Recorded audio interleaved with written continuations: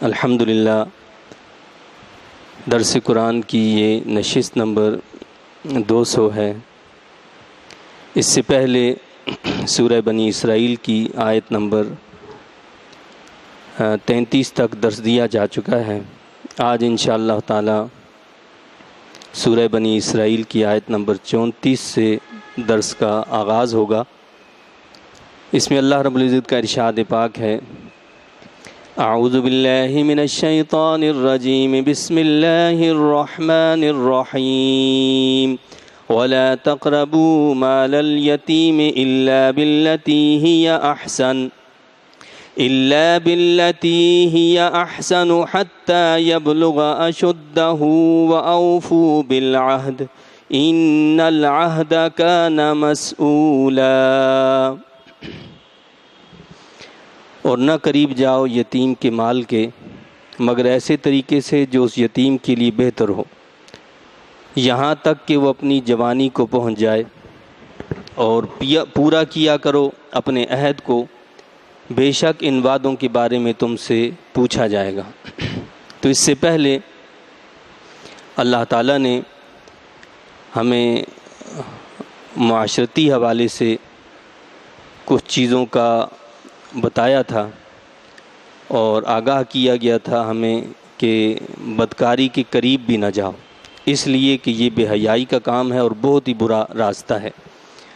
اور ساتھ ہی ساتھ یہ بات بھی بتائی گئی تھی کہ کسی جان کو ناحق قتل نہ کرو، اس لیے کہ ناحق قتل کرنا یہ اللہ کو بہت ہی زیادہ ناپسندیدہ ہے۔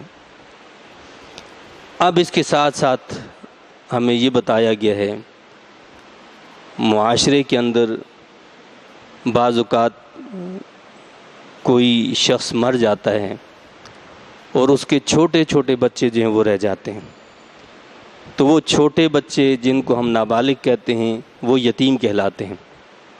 اس حوالے سے قرآن نے ہمیں تعلیم دی اور فرمایا کہ نہ قریب جاؤ یتیم کے مال کے مگر ایسے طریقے سے جو اس یتیم کے لیے بہتر ہو، یہاں تک کہ وہ اپنی جوانی کو پہنچ جائے۔ یعنی مقصد یہ ہے کہ یتیم جس کی آپ کفالت کر رہے ہیں، جو آپ کی سرپرستی میں ہے اور آپ اس کے کفالت کے ذمہ دار بن گئے ہیں، تو ایسا نہ ہو کہ آپ اس کے مال میں سے خرچ کریں اور اس سے اس کو نقصان ہو۔ ہاں، اس کے لیے اس مال میں سے خرچ کر سکتے ہیں، لیکن اس طریقے سے خرچ کریں کہ جس میں اس کا بھلا ہو، اس کا نقصان نہ ہو۔ اب یہ بھلا کیسے ہو سکتا ہے؟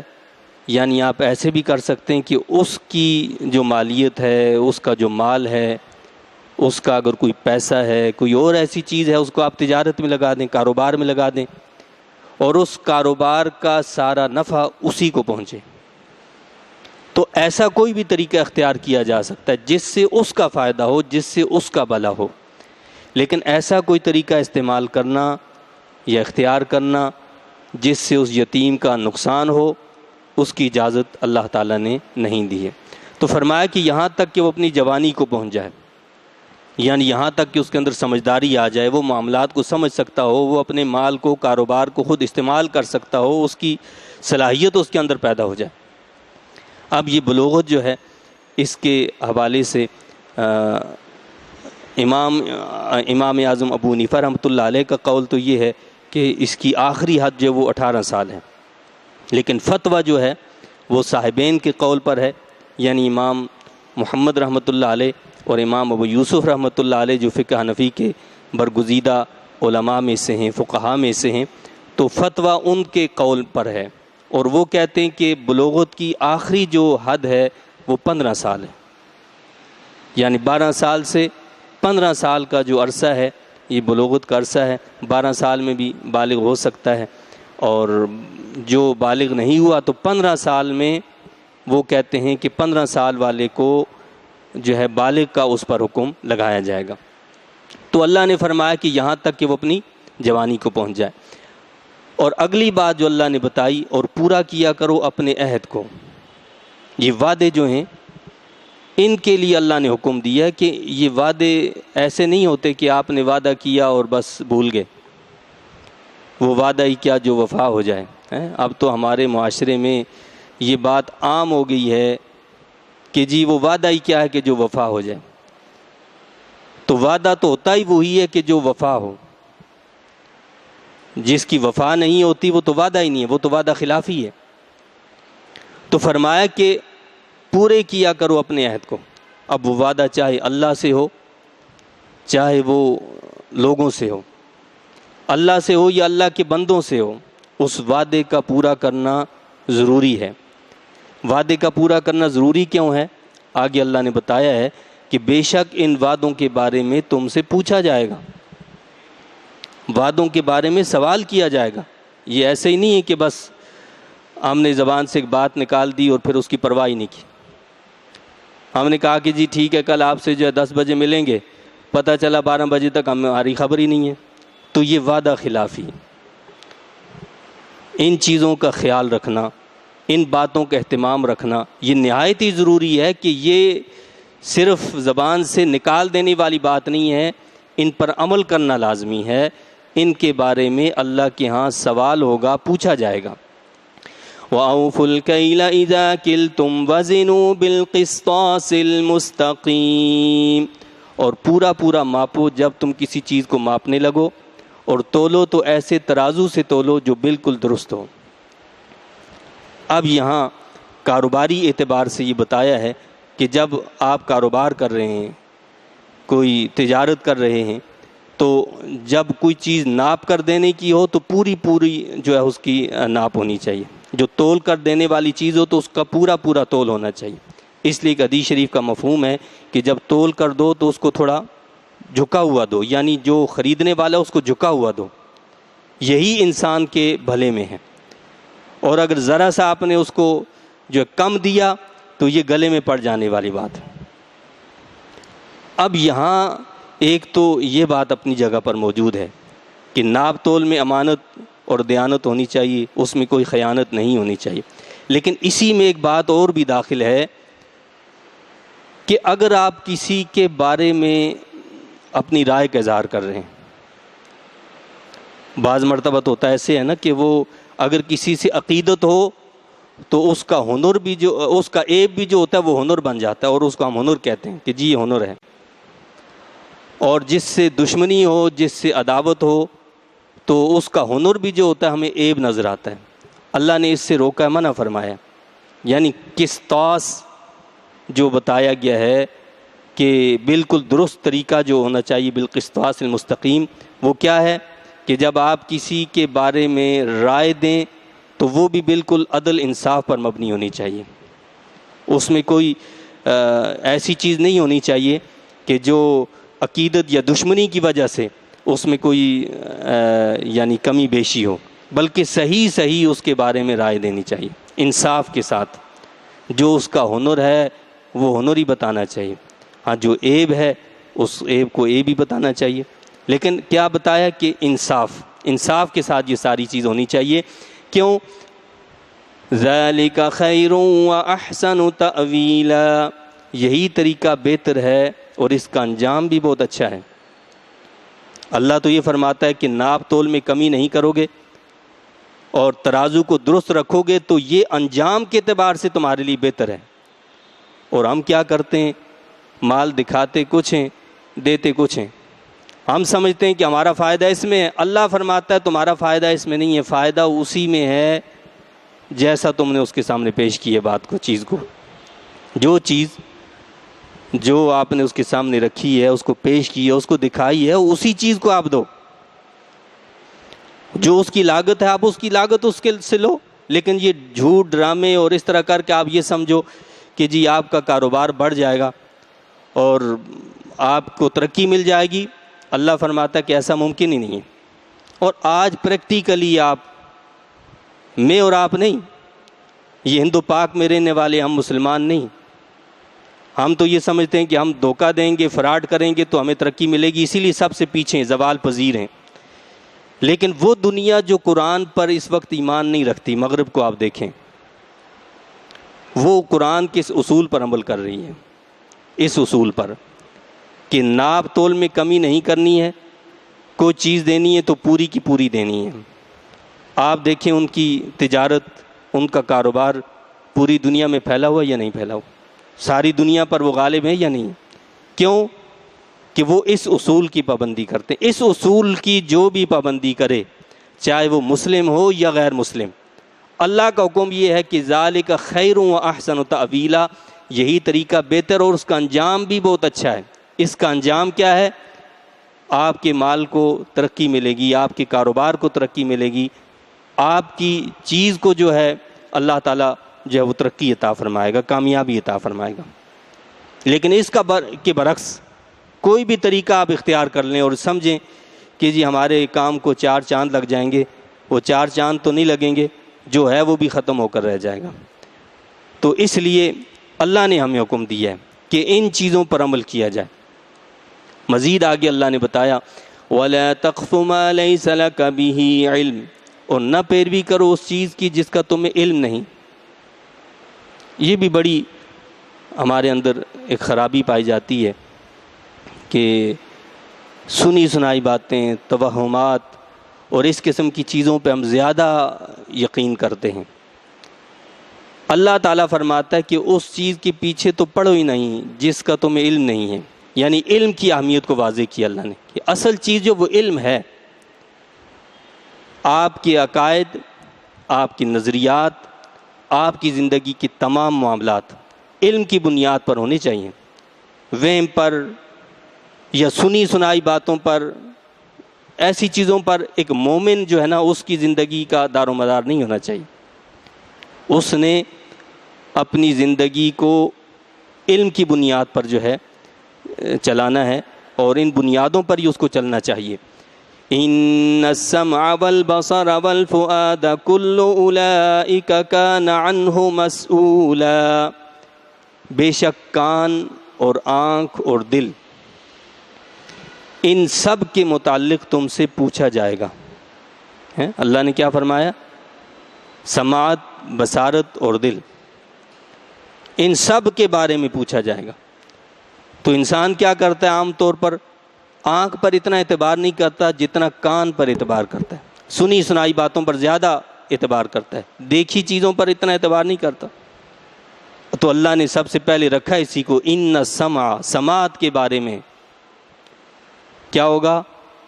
اس کے بارے میں بھی پوچھا جائے گا۔ سنا ہے تو کیا سنا ہے؟ اچھی بات سنی ہے، بری بات سنی ہے؟ اور پھر تم نے سنی سنائی بات پر عمل کیا ہے یا علم کی بنیاد پر عمل کیا ہے؟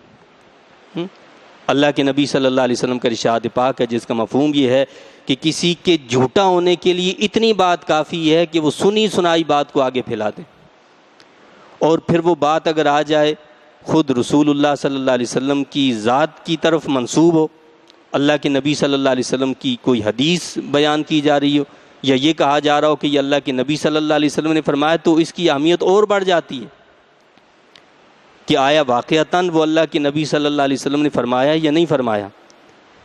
اور اگر وہ اللہ کے نبی صلی اللہ علیہ وسلم نے نہیں فرمایا ہے تو اللہ کے نبی صلی اللہ علیہ وسلم کا ارشاد پاک ہے، کیا ارشاد ہے؟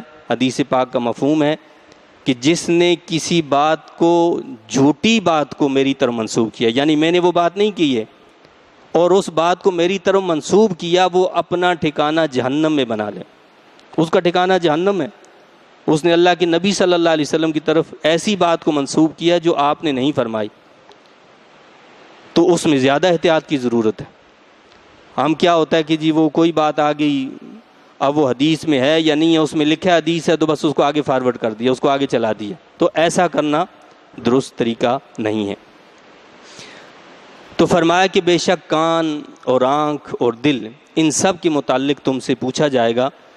وَلَا تَمْشِ فِي الْأَرْضِ مَرَحًا، اور نہ چلو زمین میں اکڑتے ہوئے، تکبر سے، غرور سے چلنا، اس کو اللہ نے ناپسند فرمایا۔ اللہ کے حبیب کریم صلی اللہ علیہ وسلم کی سیرت طیبہ کو دیکھا جائے تو پتہ یہ چلتا ہے کہ وہ تواضع، وہ انکساری آپ کے اندر پائی جاتی تھی جس کی مثال کہیں نہیں ملتی۔ یعنی انسان کی صرف بات سے نہیں، اس کے چلنے پھرنے سے، اس کی حرکات سے بھی پتہ چل جاتا ہے۔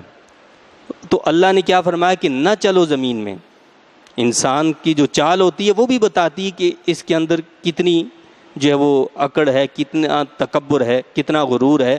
فرمایا کہ نہ چلو زمین میں اکڑتے ہوئے، اس طرح إِنَّكَ لَن تَخْرِقَ الْأَرْضَ وَلَن تَبْلُغَ الْجِبَالَ طُولًا، اس طرح نہ تم چیر سکتے ہو زمین کو اور نہ پہنچ سکتے ہو پہاڑوں کے برابر بلندی میں، یعنی اکڑ کر چلنے سے تم زمین کو چیر بھی نہیں سکتے، اس کی گہرائیوں میں بھی نہیں جا سکتے، اور پہاڑوں کی بلندیوں پہ بھی تم نہیں پہنچ سکتے، ان کو بھی نہیں چھو سکتے۔ اکڑ کر تکبر سے اگر چلو گے تو ایسا کچھ بھی نہیں کر سکتے۔ تو لہٰذا اکڑ اور تکبر کس بات کی؟ کل ذالک کان سیئہ عند ربک مکروہا، یہ سب باتیں جن کا ذکر گزرا، یعنی جن چیزوں سے اللہ نے منع کیا، ان میں سے ہر بری بات اللہ تعالیٰ کو سخت ناپسند ہے۔ یہ جو ہم نے ذکر کیا نا کہ اللہ کے ساتھ کسی کو شریک نہیں ٹھہرانا، پھر بتایا کہ والدین کی نافرمانی نہیں کرنا ہے، یہ سارا ایک سلسلہ چلتا رہا اور یہاں تک یہ باتیں پہنچی۔ فرمایا کہ ان میں جو جو باتیں جن سے اللہ نے منع کیا، روکا، یہ ساری کی ساری وہ باتیں ہیں کہ جو اللہ کو ناپسند ہیں۔ ناپ تول میں کمی کرنا اللہ کو ناپسند ہے، یتیم کا مال ناحق کھانا اللہ کو ناپسند ہے، ناحق کسی کو قتل کرنا یہ اللہ کو ناپسند ہے، بدکاری کے قریب بھی جانا یہ اللہ کو ناپسند۔ تو اللہ نے فرمایا کہ ان میں سے کسی چیز کے بھی قریب نہ جاؤ، اور نہ تکبر و غرور کرو، کہ یہ بھی اللہ کو بہت ناپسند ہے۔ تکبر و کبریائی تو وہ کرے کہ جس کے پاس کوئی بڑائی ہو، انسان کے پاس کہاں سے بڑائی آئی؟ وہ تو اتنا عاجز ہے، دنیا میں آتا ہے تو دوسروں کا محتاج ہوتا ہے، دنیا سے جاتا ہے تو دوسروں کا محتاج ہوتا ہے، لوگ اس کو اٹھا کر لے جاتے ہیں، وہ خود نہیں جا سکتا۔ یہ کبریائی تو اللہ کو زیب دیتی ہے، تکبر کرنا یہ اللہ کو زیب دیتا ہے، بندے کو زیب نہیں دیتا ہے، اس لیے اللہ نے منع فرمایا۔ یہ کبریائی جو ہے، حدیث پاک کا مفہوم ہے کہ اللہ فرماتا ہے کہ یہ میری چادر ہے، کبریائی میری چادر ہے، جو اس کو پھاڑنے کی کوشش کرے گا تو وہ خود پھٹ جائے گا، وہ خود ہلاک ہو جائے گا، وہ خود تباہ ہو جائے گا۔ تو اس لیے اللہ نے اس چیز سے بھی منع فرمایا، روکا ہے۔ آگے اللہ نے بتایا ذَلِكَ مِمَّا أَوْحَى إِلَيْكَ رَبُّكَ مِنَ الْحِكْمَةِ، یہ ہدایات جنہیں بذریعہ وحی آپ کی طرف آپ کے رب نے بھیجا ہے، دانائی کی باتوں میں سے ہیں۔ یہ ساری کی ساری باتیں ایسی باتیں نہیں ہیں، یہ وحی الہی ہیں، اللہ نے فرمائی ہیں، یہ حکمت والی باتیں ہیں، یعنی ان باتوں پر عمل کرو گے تو اس کا فائدہ دنیا میں بھی حاصل کرو گے، اخروی فائدہ تو ہے ہی ہے اپنی جگہ، دنیا میں بھی اس کے فوائد سے ضرور تم مالا مال ہو جاؤ گے۔ وَلَا تَجْعَلْ مَعَ اللَّهِ إِلَٰهًا آخَرَ فَتُلْقَىٰ فِي جَهَنَّمَ مَلُومًا مَدْحُورًا، اور اے سننے والے نہ بنا اللہ تعالیٰ کے ساتھ کوئی اور معبود، ورنہ تجھے پھینک دیا جائے گا جہنم میں اس حال میں کہ تمہیں ملامت کی جائے گی اور دھکے دیے جائیں گے۔ یعنی یہاں پھر اللہ تعالیٰ نے اس بات کی تعلیم دی ہے کہ اللہ کے ساتھ کسی کو شریک نہ ٹھہرایا جائے، وہی معبود ہے، وہی خالق ہے، وہی مالک ہے۔ أَفَأَصْفَاكُمْ رَبُّكُمْ بِالْبَنِينَ وَاتَّخَذَ مِنَ الْمَلَائِكَةِ إِنَاثًا، پس کیا چن لیا تمہیں تمہارے رب نے بیٹوں کے لیے اور اپنے لیے بنا لیا فرشتوں کو بیٹیاں۔ مشرکین میں ایک بڑی جہالت یہ بھی تھی کہ وہ بیٹی اپنے لیے تو ناپسند کرتے تھے کہ ان کے گھر میں بیٹی پیدا ہو جائے تو ان کے چہرے کالے پڑ جاتے تھے اور گویا کہ گھر میں ماتم ہو جاتا تھا، اور اسی چیز کو وہ اللہ کی طرف منسوب کرتے تھے، یعنی اپنے لیے تو بیٹوں کو پسند کرتے تھے اور اللہ کے لیے کہتے تھے کہ نعوذ باللہ اللہ کی بیٹیاں ہیں۔ اللہ تو ان ساری چیزوں سے پاک ہے، نہ اس کے بیٹے نہ بیٹیاں، وہ نہ کسی کا باپ نہ کسی کا بیٹا، اسے ان چیزوں کی کوئی احتیاج نہیں ہے، اسے ان میں سے کسی چیز کی ضرورت نہیں ہے، وہ تو خالق اور مالک ہے۔ تو فرمایا کہ پس کیا چن لیا تمہیں تمہارے رب نے بیٹوں کے لیے اور اپنے لیے بنایا فرشتوں کو بیٹیاں۔ تو کیا کہتے تھے؟ فرشتے اللہ کی بیٹی ہیں۔ تو فرمایا کہ جس چیز کو اپنے لیے ناپسند کرتے ہو اس کو اللہ کی طرف منسوب کرتے ہو، تمہارے اندر اتنی عقل بھی نہیں ہے۔ إِنَّكُمْ لَتَقُولُونَ قَوْلًا عَظِيمًا صد افسوس تم ایسی بات کہہ رہے ہو جو بہت سخت ہے۔ وَلَقَدْ صَرَّفْنَا فِي هَذَا الْقُرْآنِ لِيَذَّكَّرُوا، اور بلا شبہ ہم نے مختلف انداز سے بار بار بیان کیا ہے دلائل توحید کو اس قرآن میں تاکہ وہ نصیحت قبول کریں۔ اللہ کیا فرماتا ہے اس قرآن میں بار بار توحید کے دلائل ہم نے دیے ہیں، اور ایک ہی انداز میں نہیں دیے، ان کو خوب ہر طریقے سے ہم نے پھیر پھیر کر مثالیں پیش کی ہیں۔ کبھی یہ مثال دی، کبھی وہ مثال دی، کبھی اس طریقے سے سمجھایا، کبھی اس طریقے سے سمجھایا، غرض یہ کہ کوئی ایسا طریقہ نہیں چھوڑا کہ جس سے ایک عام انسان اللہ کی توحید کو سمجھ نہ سکے۔ تو ہر طرح سے ہم نے دلائل توحید دیے ہیں۔ کیوں دیے ہیں؟ لیذکروا، تاکہ وہ نصیحت قبول کریں۔ وَمَا يَزِيدُهُمْ إِلَّا نُفُورًا، بَئیں ہما سوائے نفرت کے ان میں کسی چیز کا اضافہ نہ ہوا۔ چاہیے تو یہ تھا کہ ان دلائل سے وہ سمجھ جاتے اور اللہ کی وحدانیت پر ایمان لے آتے۔ اللہ کیا فرماتا ہے کہ ان کی نفرت میں یہ اضافہ ہوا ہے۔ ایمان قبول کرنا تو دور کی بات، ان کی نفرت میں اضافہ ہوتا رہا۔ یہ نفرت میں کیسے اضافہ ہوا؟ بات یہ ہے کہ جب بارش برستی ہے، اور وہ بارش جب برستی ہے تو وہ فصل پر بھی برستی ہے، گندگی پر بھی برستی ہے۔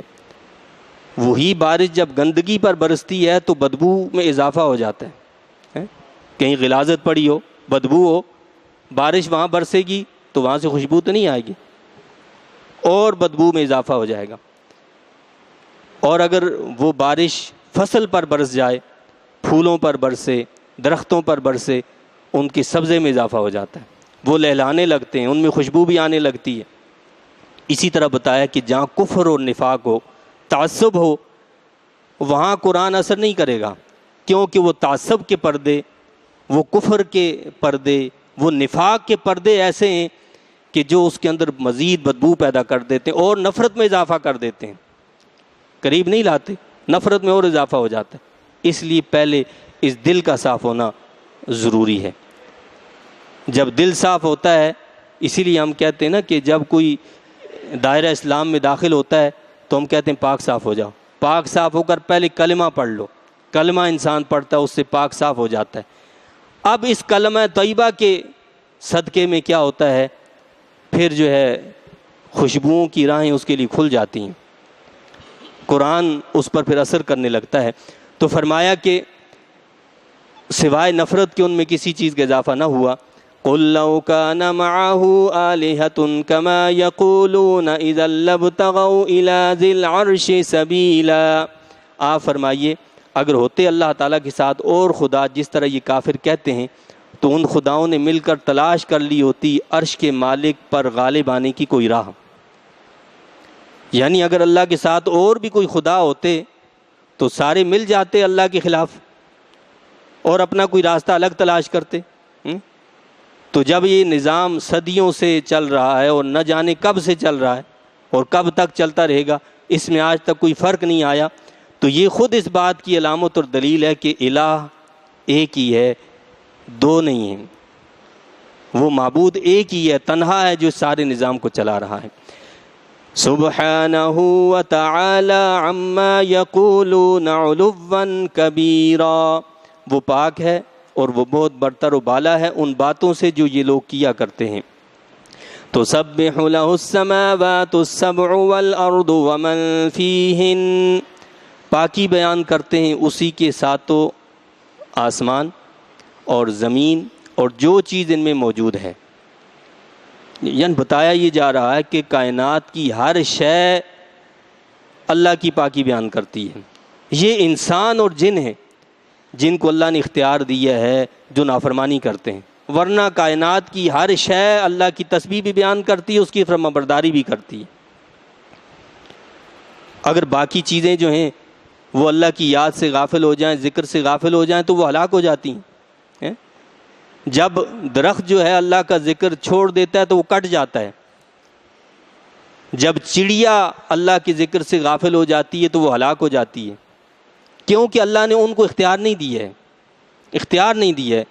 تو جب وہ اللہ کے ذکر سے غافل ہوتی ہیں وہ چیزیں تو وہ تباہ ہو جاتی ہیں۔ یہ اختیار اللہ نے صرف انسان کو دیا اور جنات کو دیا ہے کہ ان کی نافرمانی کے باوجود ان کو اللہ ہلاک نہیں کرتا. کیوں؟ ان کے لیے وقت مقرر اللہ نے کر دیا کہ اتنا وقت ان کو ہم نے دیا ہے، اس وقت کے اندر یہ جیسا چاہیں کریں. جب وہ وقت آ جائے گا پھر مہلت نہیں دی جائے گی. تو اللہ نے مہلت دے دی ہے مجھے، آپ کو اور جنات کو. اب یہ ہم پر چھوڑا ہے کہ تم چاہو تو میری بندگی اختیار کرو، میرے احکامات کو مانو، چاہو تو نہ مانو. لیکن نہیں مانو گے تو تمہارا حشر بھی وہی ہوگا جو فرعون اور قارون کا ہوا ہے، جو نمرود اور شداد کا ہوا ہے. اللہ اس سے ہماری حفاظت فرمائے. وَإِن مِّن شَيْءٍ إِلَّا يُسَبِّحُ بِحَمْدِهِ وَلَكِن لَّا تَفْقَهُونَ تَسْبِيحَهُمْ. اور اس کائنات میں کوئی بھی ایسی چیز نہیں مگر وہ اس کی پاکی بیان کرتی ہے، اس کی حمد کرتے ہوئے، لیکن تم ان کی تسبیح کو سمجھ نہیں سکتے. ہر چیز تسبیح کر رہی ہے لیکن ہم سمجھ نہیں سکتے. آج جدید سائنس بھی ثابت کرتی ہے. ٹیلی پیتھی کو آپ اٹھا کر پڑھ لیں، کہتے ہیں کہ جی یہ درخت بھی آپس میں باتیں کرتے ہیں، یہ پھول بھی آپس میں باتیں کرتے ہیں، یہ فلاں چیزیں بھی آپس میں باتیں کرتی ہیں، یہ ہوا بھی باتیں کرتی ہے. غرض کائنات کی ہر شے کیا کرتی ہے؟ اللہ کی تسبیح بیان کرتی ہے. اس کی تسبیح کو ہم سمجھ نہیں سکتے. اور یہ اللہ کے حبیب کریم صلی اللہ علیہ وسلم کے معجزات میں سے ہے. اس تسبیح کو جس پر آپ نے چاہا ظاہر کر دیا کہ یہ تسبیح کیسے کرتی ہے. جب وہ ایک ٹہنی جس کے ساتھ آپ ٹیگ لگا کر خطبہ دیا کرتے تھے، اس کو جب چھوڑ دیا، ممبر پر تشریف فرما ہوئے، تو وہ رونے لگی وہ ٹہنی. تو ایسا نہیں ہے کہ وہ پہلے تسبیح نہیں کرتی تھی، پہلے بھی وہ باتیں کرتی تھی، تسبیح کرتی تھی. اللہ کے نبی صلی اللہ علیہ وسلم سمجھتے تھے لیکن لوگ نہیں سمجھتے تھے. تو اس وقت اس کا اظہار کیا کہ لوگوں نے سنا کہ وہ ٹہنی رو رہی ہے اللہ کے نبی صلی اللہ علیہ وسلم کے فراق میں کہ مجھ سے کیوں جدا ہوئے. یا اسی طرح فرمایا کہ احد پہاڑ سے محبت کرو، یہ ہم سے محبت کرتا ہے. اللہ کے نبی صلی اللہ علیہ وسلم نے فرمایا. تو کیا ہے، ایک ان کے اندر بھی ایک احساس ہے، ان کے اندر ایک زندگی ہے، اور وہ اللہ کی عبادت میں تسبیح میں مصروف ہے، ہم سمجھ نہیں سکتے. اِنَّهُ كَانَ حَلِيمًا غَفُورًا. بے شک وہ بہت بردبار، بہت بخشنے والا ہے. یہ اس کی بردباری ہے جس وجہ سے وہ فوراً ہمارے گناہوں پر پکڑ نہیں فرماتا. وَإِذَا قَرَأْتَ الْقُرْآنَ جَعَلْنَا بَيْنَكَ وَبَيْنَ الَّذِينَ لَا يُؤْمِنُونَ بِالْآخِرَةِ حِجَابًا مَسْتُورًا. اور اے محبوب، جب آپ پڑھتے ہیں قرآن کو تو ہم حائل کر دیتے ہیں آپ کے درمیان اور ان کے درمیان جو آخرت پر ایمان نہیں رکھتے پوشیدہ پردہ جو آنکھوں سے نہاں ہوتا ہے. جب نبی کریم صلی اللہ علیہ وسلم قرآن پڑھتے تو مشرکین تکلیف پہنچانے کے لیے آپ کی طرف آتے ہیں. مفسرین نے لکھا ہے کہ ایک مرتبہ جب سورہ لہب نازل ہوئی تو ام جمیل ابو لہب کی جو بیوی تھی وہ دوڑتی ہوئی آئی، پتھر لے کر آئی کہ نبی کریم صلی اللہ علیہ وسلم پر وہ پھینک دے. تو جب دوڑتی ہوئی آگے آئی اور اللہ کے نبی صلی اللہ علیہ وسلم قرآن کی تلاوت فرما رہے تھے، سیدنا ابو بکر صدیق رضی اللہ تعالیٰ عنہ بھی تھے، وہ آئی تو اس کو نبی کریم صلی اللہ علیہ وسلم نظر نہیں آئے. سیدنا صدیق اکبر رضی اللہ تعالیٰ عنہ نظر آئے اور پوچھنے لگی کہ وہ کہاں ہیں. تو اللہ نے ایک پردہ حائل کر دیا. اللہ کے نبی صلی اللہ علیہ وسلم وہیں پر موجود ہیں لیکن اس کو نظر نہیں آئے. تو کیا فرماتا ہے اللہ کہ جب قرآن پڑھا جاتا ہے، آپ قرآن پڑھتے ہیں تو ہم حائل کر دیتے ہیں آپ کے درمیان اور ان کے درمیان جو آخرت پر ایمان نہیں رکھتے. پوشیدہ پردہ جو آنکھوں سے نہا ہوتا ہے، وہ نظر نہیں آتا ہے، وہ پوشیدہ ہوتا ہے، ایسا پردہ ڈال دیا جاتا ہے. اور جیسے میں نے آپ کو بتایا نا کہ جب تک کفر اور نفاق اور تعصب کی بیماری یہ پردے دلوں پر ہوتے ہیں تو یہ پردے قرآن کی اثر اندازی میں جو ہوتے ہیں رکاوٹ بن جاتے ہیں. وَجَعَلْنَا عَلَىٰ قُلُوبِهِمْ أَكِنَّةً أَن يَفْقَهُوهُ وَفِي آذَانِهِمْ وَقْرًا. اور ہم ڈال دیتے ہیں ان کے دلوں پر پردہ تاکہ وہ اسے سمجھ نہ سکیں، اور ان کے کانوں میں گرانی پیدا کر دیتے ہیں. وَإِذَا ذَكَرْتَ رَبَّكَ فِي الْقُرْآنِ وَحْدَهُ وَلَّوْا عَلَىٰ أَدْبَارِهِمْ نُفُورًا. اور جب آپ ذکر کرتے ہیں صرف اپنے رب کا قرآن میں تو وہ پیٹ پھیر کر بھاگ جاتے ہیں نفرت کرتے ہوئے. یعنی جب بتوں کو برا بھلا کہا جاتا ہے یا مشرکین کے بتوں کی تحسین نہیں کی جاتی اور اللہ وحدہ لا شریک کا ذکر کیا جاتا ہے تو وہ نفرت کرتے ہوئے بھاگنے لگتے ہیں، پیٹ پھیر کر بھاگتے ہیں کہ صرف اللہ کا ذکر کیوں ہے. نحن اعلم بما يستمعون به اذ يستمعون اليك واذ هم نجوى وَإِذْ هُمْ نَجْوَىٰ إِذْ يَقُولُ الظَّالِمُونَ إِن تَتَّبِعُونَ إِلَّا رَجُلًا مَسْحُورًا۔ ہم خوب جانتے ہیں جس غرض کے لیے یہ سنتے ہیں اسے جب یہ کان لگاتے ہیں۔ یعنی فرمایا کہ پہلے تو قرآن یہ سنتے ہی نہیں ہیں، یہ مشرکین، یہ دشمنان اسلام قرآن نہیں سنتے، لیکن اگر ان کو سننا پڑ جائے تو سنتے کیوں ہیں؟ اللہ فرماتا ہے ہم خوب جانتے ہیں۔ کیوں سنتے ہیں؟ تاکہ اس میں کوئی عیب نکالا جائے، کوئی اس میں غلطی نکالی جائے، کوئی اس میں یہ چیز نکالی جائے، اس لیے یہ سنتے ہیں۔ تو فرمایا کہ ہم خوب جانتے ہیں کہ جب یہ کان لگاتے ہیں آپ کی طرف، اور ہم خوب جانتے ہیں جب یہ سرگوشیاں کرتے ہیں، اس وقت یہ ظالم کہتے ہیں کہ تم نہیں پیروی کر رہے مگر ایک ایسے آدمی کی جس پر جادو کر دیا گیا۔ اب آپس میں باتیں کرتے تھے کہ جی ان پر تو جادو کیا، کبھی تو کہتے تھے یہ جادوگر ہیں، اور کبھی کہتے کہ ان پر جادو کیا گیا، یعنی خود ہی اپنی باتوں کو خود رد کر دیتے تھے۔ اللہ کے نبی صلی اللہ علیہ وسلم کو کبھی مجنوں کہتے، کبھی کچھ اور کہتے، کبھی کہتے یہ جادوگر ہیں، اور کبھی کیا کہتے؟ مسحورا، ان پر جادو کیا گیا ہے۔ اللہ فرماتا ہے انظر کیف ضربوا لک الامثال فضلوا فلا یستطیعون سبیلا۔ دیکھیے یہ گستاخ کس طرح آپ کے لیے مثالیں بیان کرتے ہیں، بس اس گستاخی کے باعث وہ گمراہ ہو گئے، اب وہ سیدھے راستے پر چل نہیں سکتے۔ یعنی جو گستاخ رسول صلی اللہ علیہ وسلم ہو وہ قرآن سے ہدایت پا ہی نہیں سکتا ہے، اس کو ہدایت مل ہی نہیں سکتی ہے، اس کو نور و روشنی حاصل ہی نہیں ہو سکتی۔ ایک تو وہ ہے نا صرف جو قرآن کو ماننے والا نہیں ہے، اس امید ہے کہ اللہ تعالیٰ اس کو توفیق دے دے کہ وہ ایمان قبول کر لے، لیکن ایک ہے جو اللہ کے نبی صلی اللہ علیہ وسلم کی شان میں گستاخی کرنے والا، اس کو کبھی یہ توفیق ہو ہی نہیں سکتی کہ وہ ایمان قبول کر لے، اس کی اس توفیق کو سلب کر لیا جاتا ہے۔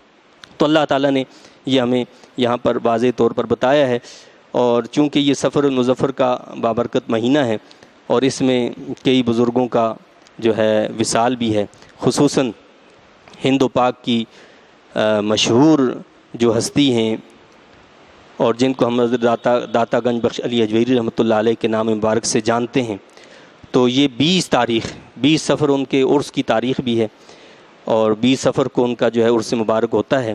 تو مختصر سا آپ کا ذکر، آپ کا نام ابو الحسن علی بن عثمان تھا اور داتا گنج بخش علی اجویری رحمۃ اللہ علیہ کے نام سے مشہور ہیں۔ اللہ نے آپ کو ظاہری علوم سے بھی مالا مال فرمایا اور باطنی علوم سے بھی مالا مال فرمایا۔ ظاہری علوم کے لیے آپ نے کئی ملکوں میں سفر کیا اور آپ نے علم حاصل کیا، اور پھر باطنی علوم کے لیے بھی آپ نے بڑے سفر کیے، اور بالآخر شام کے اندر ابو الفضل محمد بن حسن ختلی رحمۃ اللہ علیہ سے آپ نے بیعت کی اور اپنے شیخ سے تربیت حاصل کرتے رہے، اور شیخ کے حکم پر آپ لاہور تشریف لائے۔ جب آپ کے شیخ نے آپ کو حکم دیا کہ آپ لاہور جائیں تو آپ اپنے شیخ سے جدا نہیں ہونا چاہتے تھے، تو آپ نے کہا کہ حضور وہاں تو ہمارے پیر بھائی پہلے سے موجود ہیں، حضرت حسن زنجانی رحمۃ اللہ علیہ موجود ہیں، تو مجھے کیوں بھیجیں؟ فرمایا کہ تمہیں میں کہہ رہا ہوں کہ تم جاؤ۔ تو یہ بات سمجھ میں تو اس وقت نہیں آئی۔ آپ وہاں سے آگے آپ کے ساتھ 2-3 رفقا اور بھی موجود تھے، پورا راستہ آپ سوچتے رہے کہ آخر یہ کیا بات ہے، یہ بات سمجھ میں نہیں آئی کہ پھر بھی آپ نے مجھے کیوں حکم دیا کہ وہاں جاؤ۔ اور یہ معاملہ اس وقت سلجھا جب آپ لاہور میں صبح کے وقت داخل ہوئے تو دیکھا ایک جنازہ آ رہا تھا، پوچھا کہ یہ کس کا جنازہ ہے، تو بتایا گیا کہ یہ حسن زنجلانی رحمۃ اللہ علیہ کا جنازہ ہے۔ تب آپ کو پتہ چلا کہ شیخ نے حکم دیا تھا تو کیوں دیا تھا، اور لوگوں کو بھی خبر ملی کہ یہ آپ کے پیر بھائی ہیں، تو آپ کو ہی کہا کہ آپ ان کا جنازہ پڑھائیں۔